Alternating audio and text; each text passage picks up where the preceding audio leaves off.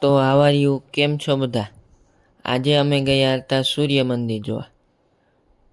ગુજરાતના મોઢેરા ગામમાં પુષ્પાવતીના નદીના કિનારે સ્થિત પ્રાચીન ભારતીય સ્થાપત્યની શ્રેષ્ઠ કૃતિ મોઢેરા સૂર્ય મંદિરમાં આપનું સ્વાગત છે.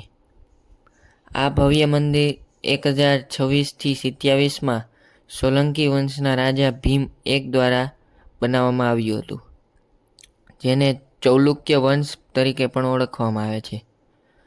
સૂર્ય ભગવાન પ્રત્યેકની ભક્તિથી પ્રેરિત આ મંદિર ગુજરાતના સમૃદ્ધ વારસા અને કલાત્મક શ્રેષ્ઠતાના પ્રતીક તરીકે ઊભું છે. સૂર્યના વંશજ માનવામાં આવતા સોલંકીઓએ વંશના સન્માન માટે મંદિર સમર્પિત કર્યું હતું. જેમ જેમ તમે મંદિરની નજીક પહોંચો છો ત્યારે સૌપ્રથમ ભવ્ય સૂર્યકુંડ મળે છે. એક લંબચોરસ પગથિયાવાળો કુંડ જેમાં વિવિધ દેવતાઓ માટે 108 નાના મંદિરો છે, જે યુગના અદ્યતન જળ વ્યવસ્થાપન અને ભક્તિને પ્રતિબિંબ કરે છે. ગણેશ, વિષ્ણુ અને નૃત્ય કરતા શિવને સમર્પિત 3 મુખ્ય મંદિરો કુંડને અવગણે છે, જે આધ્યાત્મિક વિવિધતા ઉમેરે છે.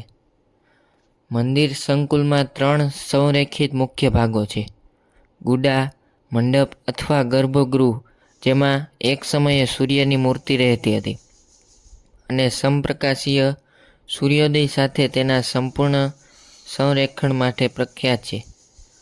સભા મંડપ અથવા સભાખંડ, જે તેના જટિલ કોતરણીવાળા સ્તંભો અને ભૌમિતિક પેટર્ન માટે જાણીતા છે.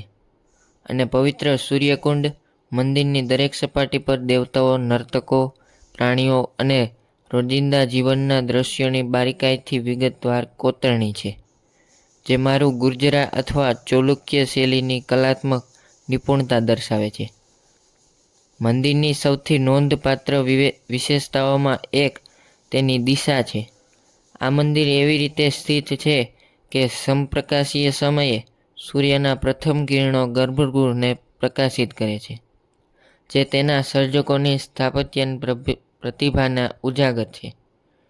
મંદિરનો ઉપયોગ હવે પૂજા માટે થતો નથી, છતાં તેની સુંદરતા અને વારસો ટકી રહે છે.